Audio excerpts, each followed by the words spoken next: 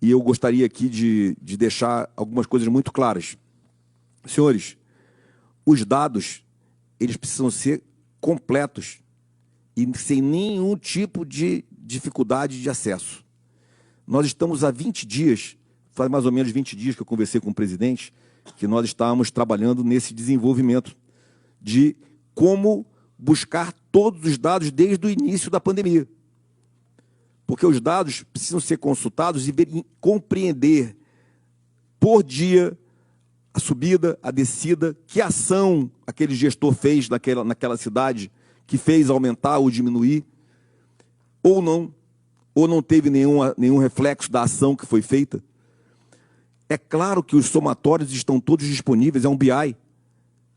Então, é um BI, é uma ferramenta que não é simples de você montar ela imediatamente. Foram 20 dias desenvolvendo. E está pronta. Nós disponibilizamos no domingo à noite, cedo, a primeira versão dela. E, claro, ontem já melhorou e hoje vai ficar melhor ainda, e assim vai todos os dias. Aí a pergunta eterna: que horas vai ser disponibilizados os dados? 24 horas. Os dados estão disponíveis 24 horas. No momento que os dados chegam e são atualizados no BI, eles estão atualizados. Aqueles que não estiverem desatualizados é porque não chegaram os dados ainda e estão em compilação. Não existe horário. O horário pode ser às 16 horas, às 17 horas, às 18 horas. É a hora que o dado daquele dia chega, é compilado e colocado à disposição. Senhores, quanto mais cedo o dado chegar, mais cedo ele é compilado, mais cedo ele é colocado no BI, mais cedo todos têm acesso 24 horas aos dados. E os dados, eles são completos. Nós estamos falando de óbitos desde o primeiro dia. Desde o primeiro óbito até o dia de hoje, por exemplo, quando for colocado. Um por dia, todos os dias. Quer somar? Já está somado embaixo, é só olhar a soma. Quer ver por milhão? Já está colocado. Está colocado por... Bem, óbitos. Contaminação, a mesma coisa. Todos os dados de contaminados, novos contaminados, etc., também estão desde o primeiro dia. Isso foi colocado domingo, hoje é terça-feira. E nós começamos a trabalhar nisso há 20 dias atrás, depois da primeira reunião que eu apresentei isso para o presidente. Ele falou, é assim que tem que ser colocado. Só que demorou quase 20 dias para chegar nele, nesse modelo. E, continuando, hoje nós já estamos com 2 grandes números, que são os números principais, que é o de contaminação e o de óbito. Estamos trabalhando dois números importantíssimos, que são percentual de ocupação de UTI e o número de curados. Com o BI separado por capitais e região metropolitana, interior dos estados, estado, região e Brasil, eu posso disponibilizar o dado que chegue para mim. Quando você tinha o dado de 15 estados e colocava como dado do Brasil, era um dado que não era fidedigno. Então, é muito importante compreender como é importante nós termos os dados completos. É muito importante compreender a responsabilidade do Ministério da Saúde em colocar dados que você observa o dado e sabe que eles não estão completos. Então, é ao contrário, 100%, 180 graus, ao contrário do que está se discutindo em mídia e em outros canais. Nós estamos trabalhando para mostrar ao contrário, 100% dos dados. E com a modelagem regional, estadual, cidade, capital, região metropolitana e interior, nós podemos colocar ali os dados que cheguem para aquele dado. Se quiser ver o dado Brasil como um todo, é só clicar Brasil e vai ver o dado Brasil. Mas tem que compreender que talvez alguns estados e alguns municípios, por dificuldade de lançamento ou por ainda não ter a rotina completa, pode não estar ali. É muito mais importante a gente observar a ferramenta para os gestores, que são prefeitos e governadores, que observam a sua localidade, observam a sua região, observam a variação desses números. Então, esse BI está colocado ali, que é uma análise Brasil, tá? Claro que são só slides, ele não está aberto o BI. Aí você vê as curvas desde o primeiro dia, todos os números de óbitos, óbitos por milhão, contaminados total, população em questão. Isso sim é uma informação. Uma tabela simples, dizendo acumulado de mortos, acumulados de contaminados do Brasil, não era uma informação digna para apresentar para o povo brasileiro. Se demorou, peço desculpas. Foram 20 dias de trabalho. E trabalhamos todos os dias para chegar nesses dados. Hoje, nós temos condições de analisar exatamente a progressão de dados todos os dias, todas as semanas epidemiológicas, até o dia de hoje. Prossiga, por favor. E aí você vai bastando por região, no caso ali, região norte, região nordeste, pode ir. Sul, sudeste, pode ir. Um estado da região para observar, pode ir. Municipal, pode ir. Nível municipal, pode ir. Bem, então, voltando ainda para colocar. Senhores, nós temos... Um minutinho, estou acabando. Eu sei. Essa ferramenta que está colocada aí, ela é a melhor ferramenta que nós poderíamos ter desenvolvido.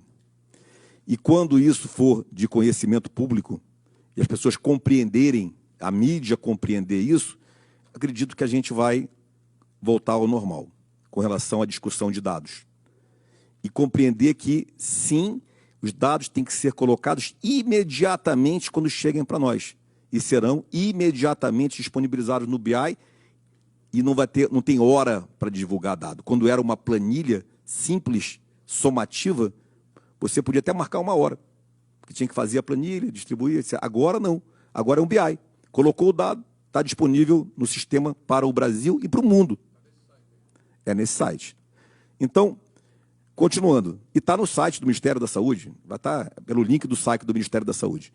Vou falar agora sobre a outra discussão que está que são o número, o critério para número de óbitos. É muito simples isso, porque está se fazendo uma outra discussão que não existe. Senhores, hoje os óbitos estão chegando para nós pelos registros de óbitos e vão continuar chegando. Só que quando a gente olha no registro de óbito, você tem também a data do óbito, e não apenas do registro. Não tem nada a ver com mudança de números de óbitos. Os óbitos estão registrados e são um protocolo de vigilância sanitária. Ele é registrado. Quando você bota no cálculo diário, você vê que ele é acumulado nos dias de registro. O que nós estamos propondo, e aí eu coloco como proposta, é que a gente use os mesmos números, mesmos quantitativos, mas nos dias do óbito. Com isso, você vai ver exatamente o que aconteceu com mais transparência.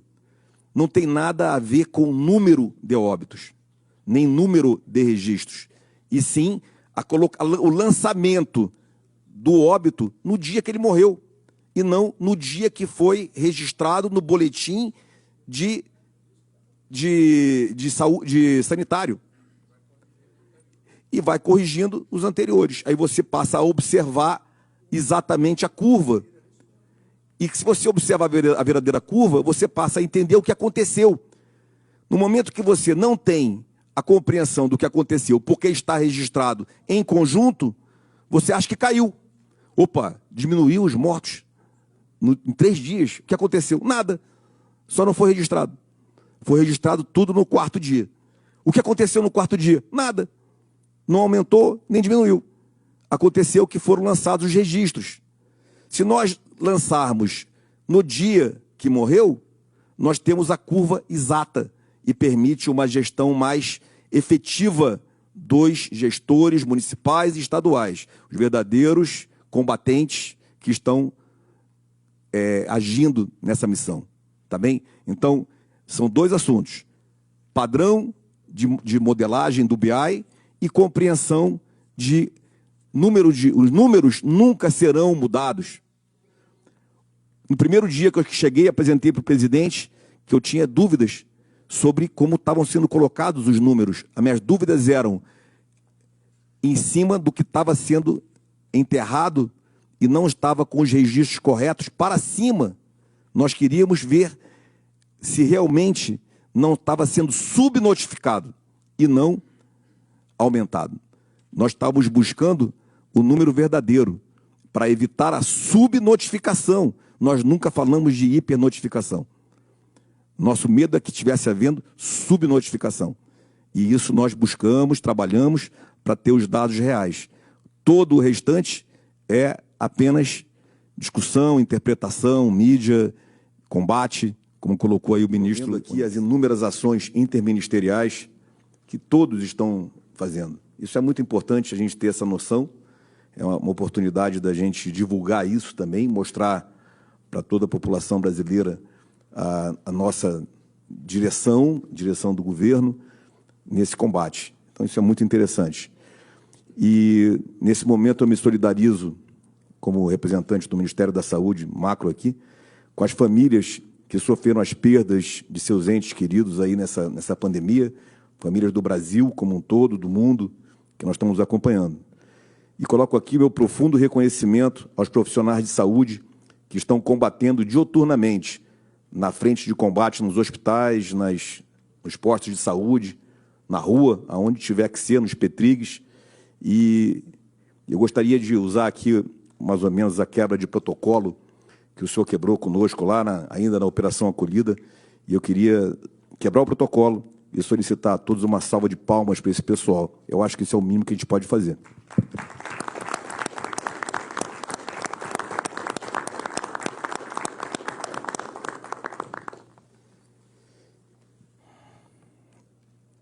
Eles também estão sacrificando suas vidas.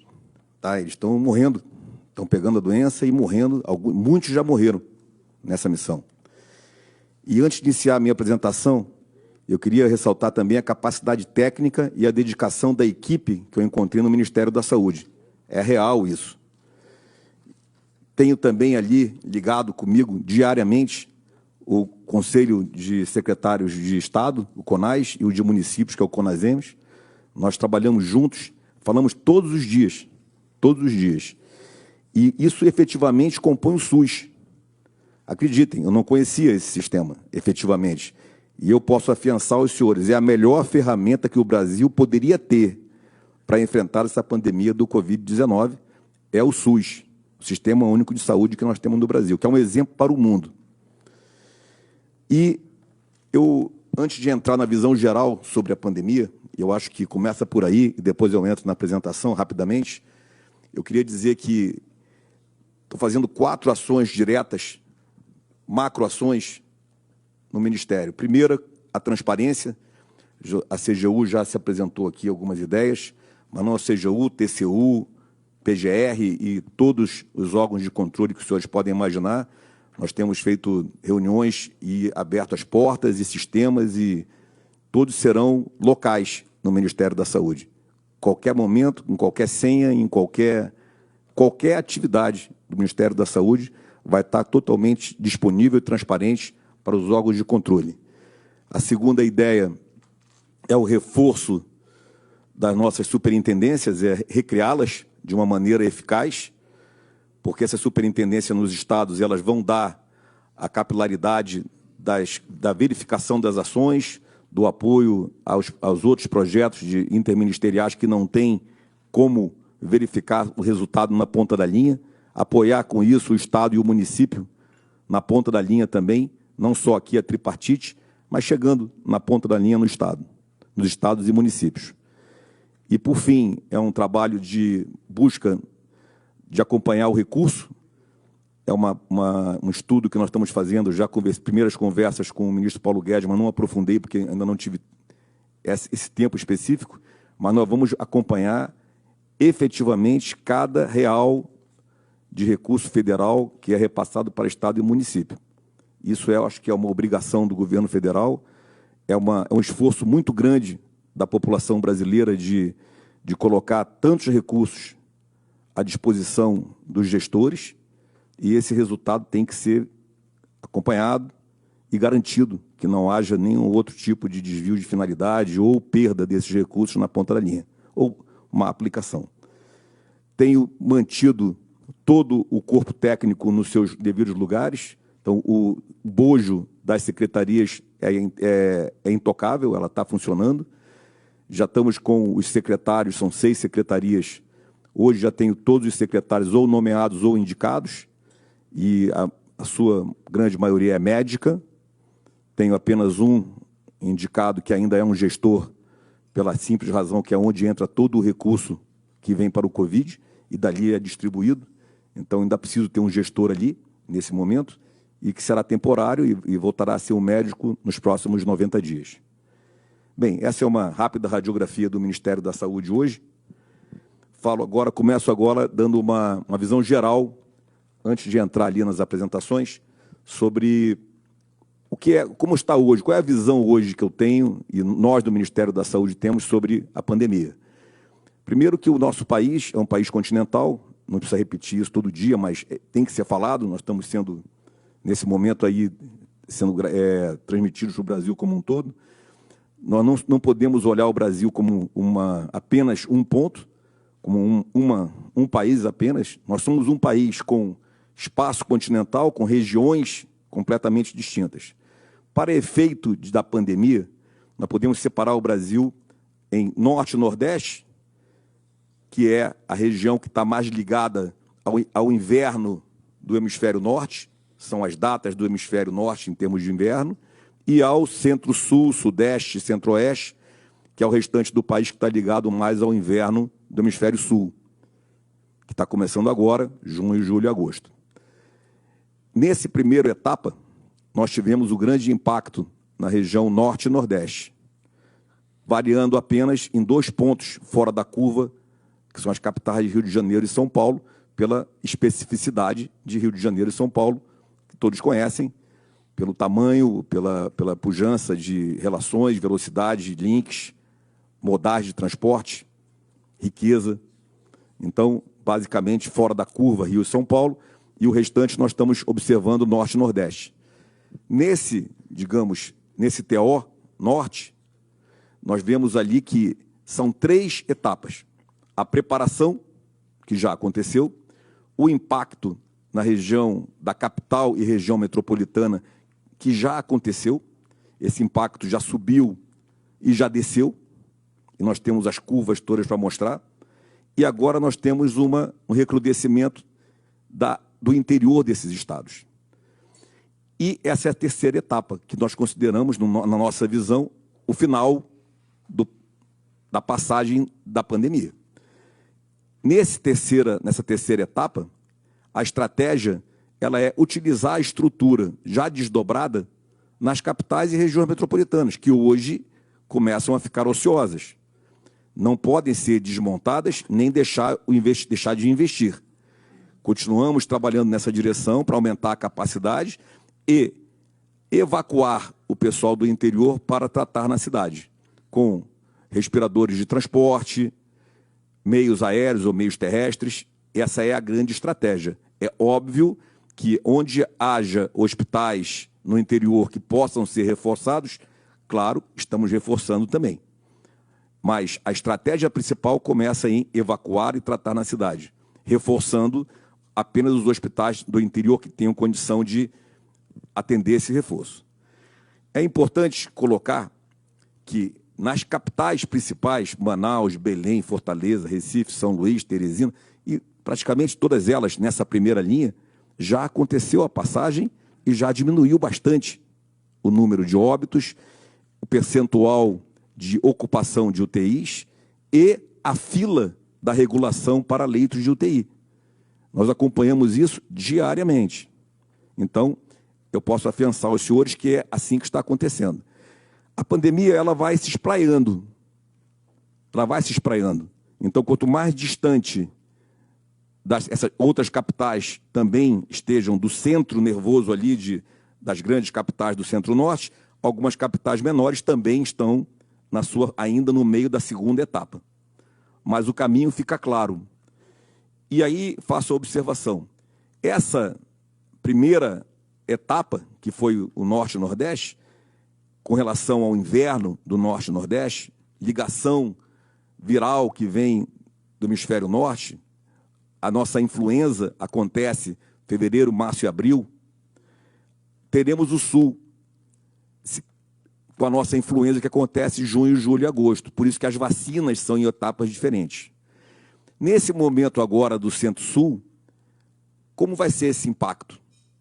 Na minha visão, na visão do Ministério da Saúde, esse impacto ele vai ser completamente diferente do Norte e Nordeste, por algumas razões. Houve uma preparação maior, mais tempo de se preparar, verificar como aconteceu no Norte e Nordeste e, principalmente, a curva de aprendizagem. Aprendemos muitas coisas. Aprendemos que a primeira ideia do protocolo de ficar em casa, doente, e só ir para o hospital quando estiver passando muito mal, ele é uma péssima ideia. O protocolo que está sendo tratado é, ficou doente, procure imediatamente o médico, vai aos postos de triagem. O diagnóstico é clínico, inicialmente, dos nossos médicos, que têm condição de sobra de fazer os diagnósticos clínicos e de prescrever a melhor medicação. Essa prescrição é do médico. Nós todos já fomos aos médicos a vida inteira. Nunca questionamos um diagnóstico. Nunca reclamamos de comprar o remédio e tomar, ou receber o remédio e tomar, ou injeção. Então, nós vamos receber o nosso diagnóstico, receber a prescrição médica e vamos nos tratar imediatamente com o diagnóstico clínico. O diagnóstico clínico ele pode ser aprimorado, detalhado, com uma tomografia computadorizada, ele pode ser no acompanhamento do médico e ele pode ter o teste PCR viral, mas isso não é sine qua non para iniciar os tratamentos que o médico tem que começar. Então, essa curva de aprendizagem vai fazer com que o resultado da pandemia, agora na parte centro-sul do nosso país, ela seja realmente diferente e permita que a gente continue focado na manutenção do funcionamento das estruturas, na manutenção do funcionamento da nossa economia, que é isso que tem que acontecer. É isso que o Ministério da Saúde ainda vai estar fechando com a Casa Civil, com relação às nossas propostas nesse aspecto de como funcionam, como devem funcionar as coisas. Já é conhecida, o Tarcísio acabou de falar como funcionam as empresas, já é conhecido. Em Manaus, eu comandava a 12ª Região Militar. Nós temos 5 mil homens em Manaus, na maior cidade que teve colapso. Nós tivemos 0 mortos. 0. E as pessoas moram na cidade, nas áreas mais carentes também da cidade. Agora, é triado todos os dias, acompanhado pelo médico todos os dias, todo dia tem que ir para o quartel trabalhar, todo dia tem que ser observado e acompanhado para o médico se precisar se tratar. 0 mortes. Então, tem que pensar nisso, né? Bem, então, essa é a radiografia do nosso país em relação à pandemia. Hoje, neste momento, região Norte, Nordeste, região Centro-Oeste, Sudeste e Sul. Essa é a radiografia. Bem, o que estamos fazendo hoje? Estamos tratando de 2 grandes protocolos, que é o protocolo ou orientações para testagem em massa e diagnósticos, que é esse que eu acabei de falar. E as orientações para manejo do paciente, que também é mais ou menos o que eu acabei de falar. É direto para a triagem, direto para o diagnóstico médico e a avaliação dos nossos médicos pelo Brasil. E aí falo sobre a resolutividade nos hospitais. A UTI e os respiradores, que todos falam aqui o tempo todo e continuamos falando pela televisão e por todos os lugares, é a última opção. Nós não podemos deixar as pessoas irem para respiradores. Nós temos que tratá-las antes disso. Nós temos que tratá-las nas unidades de suporte ventilatório, ou enfermarias de cuidados intermediários, ou unidade de tratamento intermediário, semi-intensiva, como quiser colocar. A UTI é o último caso, até porque a resolutividade positiva depois que cai na UTI, ela é pequena. Então, ficou doente, recebeu os medicamentos, foi para casa e ficou bom, é o ideal. Ficou doente, recebeu os medicamentos, foi para casa, precisou retornar para o tratamento, ele vai para a unidade de suporte ventilatório. Começa com catéter de alto fluxo, começa com pronação, colocar de barriga para baixo, para o pulmão funcionar melhor. Continua com a respiração não invasiva, usando o BiPAP, usando aquela proteção para não espargir, que foi trabalhada lá em Manaus, isso daí, está no Brasil, está no mundo. E, por fim, respiradores ainda dentro da unidade de suporte ventilatório. Só se esse paciente agravar muito, tiver outras comorbidades, tiver problema renal, cardíaco, aí vai para uma UTI, que é especificamente uma UTI. Esse, em resumo, são os dois grandes trabalhos que nós estamos fazendo. O trabalho de testagem, diagnóstico e trabalhando com o manejo dos pacientes. Dentro da lógica dos manejos, tem 3 anexos. Um já liberado, que é a orientação para medicamentos. Nós colocamos ali todos os medicamentos que nós temos conhecimento que estão sendo usados hoje, todos, sem exceção. E apresentamos ali como esse medicamento, caso seja prescrito pelo médico, ele deve ser usado no seu ideal. Onde, em que momento é melhor ser usado e onde, em que momento nós não aconselhamos usar, porque o colateral é mais perigoso. Esse foi o trabalho de orientação que nós fizemos já de medicamentos. Estamos alinhando insumos e equipamentos, é só pensar no que eu acabei de falar sobre unidades de suporte ventilatório, e estamos alinhando a capacitação de recursos humanos, que fica específica para atender esse pessoal. Quando você trata de unidade de suporte ventilatório, você diminui a necessidade de capacitação de intensivistas, que é o nosso maior problema. Médicos intensivistas, enfermeiros, fisioterapeutas com essa capacidade. Então, você foca num grau abaixo de capacitação de recursos humanos. Bem, vou passar rapidamente números, não vou me alongar neles, por favor. Então, aqui, já foram 48 bilhões de reais passados pela saúde, fora todo o trabalho que foram colocados aqui em outros ministérios. Pode ir? Não vou, isso aí é muito detalhado. Pode ir?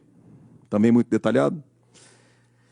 Então, com relação à habilitação de leitos, essa palavra é uma coisa que muitos não conhecem.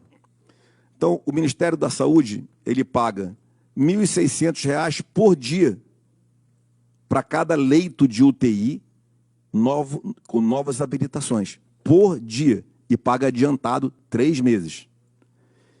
Então, já foram 7.000 leitos, 7.300 leitos habilitados, novas habilitações, fora o que já eram habilitados. E estamos pagando isso para todos os estados e continuamos recebendo solicitações de habilitação de leitos. É só multiplicar. Então, 1.600 vezes 30, 30 vezes 7.000. Pode ir. Já está colocado lá? Pode ir. Aí, os 7.500 leitos de UTI já habilitados, também colocados por estado e por região. Pode ir. Já distribuímos 11,3 milhões de medicamentos. Isso daí pelo Brasil como um todo. E coloco aqui que essas distribuições específicas de equipamentos e alguns medicamentos, isso não era comum ao Ministério da Saúde. O Ministério da Saúde é um órgão que trabalha com a normatização, o apoio, distribuição de recursos, notas técnicas, e dentro da lógica tripartite do SUS, a execução, aquisição e execução efetiva é do Estado e do município.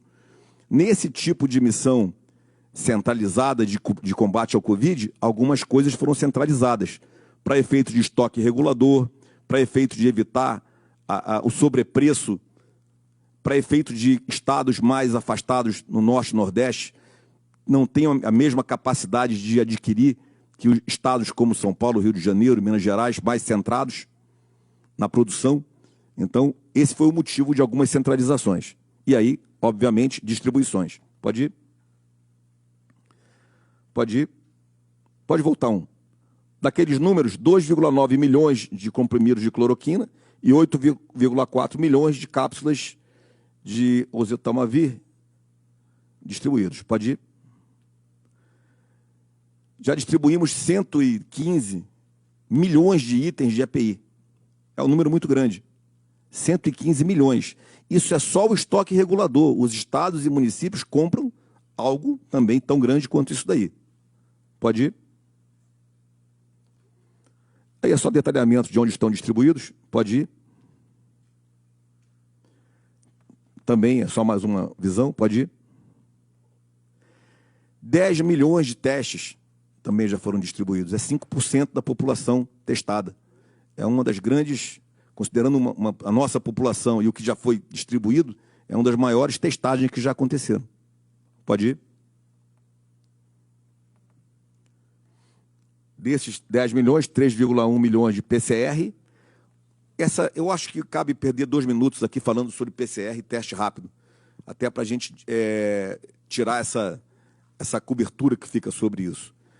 A testagem de teste rápido, ela avalia especificamente se você está ou não com os anticorpos que o próprio corpo produz, porque quem combate o vírus são os nossos anticorpos. Os remédios que nós tomamos é para nos manter aptos durante o combate dos anticorpos. Não é para mais nada. Os remédios é para nos manter aptos, porque é a fabricação de anticorpos e as ações dos anticorpos no vírus que vai fazer com que a carga viral caia. Então, quando o corpo ele produz esses anticorpos, aparece no teste rápido, que só aparece a partir de 1 grau de produção do anticorpo. Se você fizer o teste rápido no primeiro, segundo, terceiro, até o 6º dia, 5º dia, a probabilidade de não dar nada é enorme. Só a partir de um certo grau da curva que você passa a ter, efetivamente, anticorpos suficientes para aparecer no teste rápido. Então, é por isso que a estratégia está sendo toda discutida com clareza e já está bem adiantada para ser solta, apresentada. Com relação ao PCR, é ao contrário. Ele observa a tua carga viral, se você está ou não com o vírus. E o PCR é um teste extremamente complexo. Envolve várias fases, envolve o canudo, o cotonete para passar o nariz e na garganta. Isso vai para uma solução específica. Essa reagente tem que estar a 20 graus negativo. Isso tem que ser transportado nesse reagente para um laboratório, que alguns laboratórios no Brasil apenas têm capacidade de fazer essa avaliação, esse processamento. Quando chega no laboratório, tem que trocar de tubo, trocar de lâmina numa capela, e aí sim vai entrar no equipamento para análise. E aí sim, depois de um tempo, vai ter a resposta e volta esse processo para trás. Isso é um teste PCR. Será que a gente tem essa capacidade toda? Estamos nos preparando para isso. Para isso, a Fiocruz e outros laboratórios estão se preparando, os nossos LACEN, para fazer esses exames. Não é simples quando se fala de 10 milhões, 5 milhões de testes PCR, por causa dessa logística toda para o teste. E é por isso que a gente tem que estar focado no diagnóstico médico, no tratamento inicial, nas tomografias computadorizadas.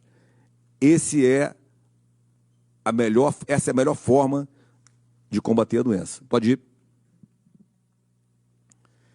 Bem, 3.800 ventiladores.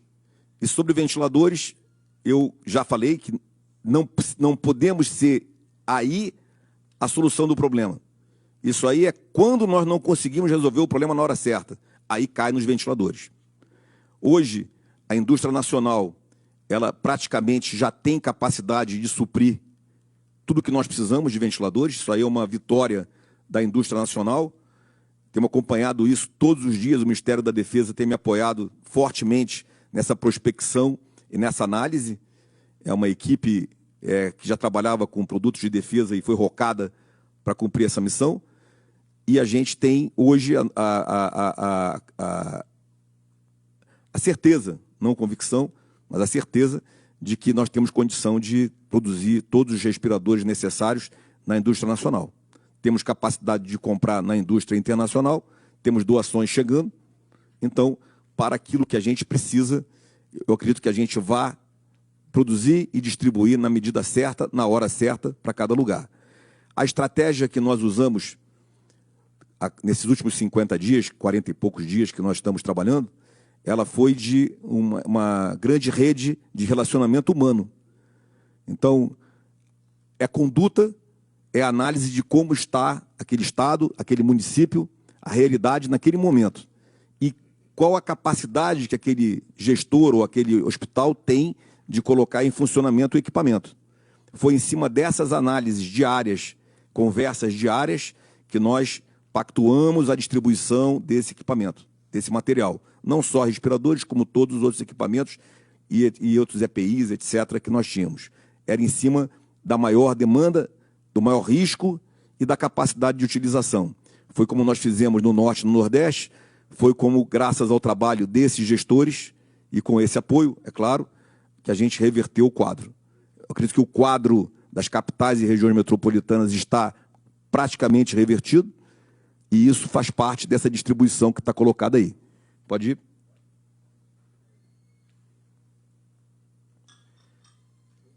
São números? Pode ir? Pode ir? Pode ir também. Pode ir, por favor. Pode ir. Bem, quanto a recursos humanos. Então, o que acontece?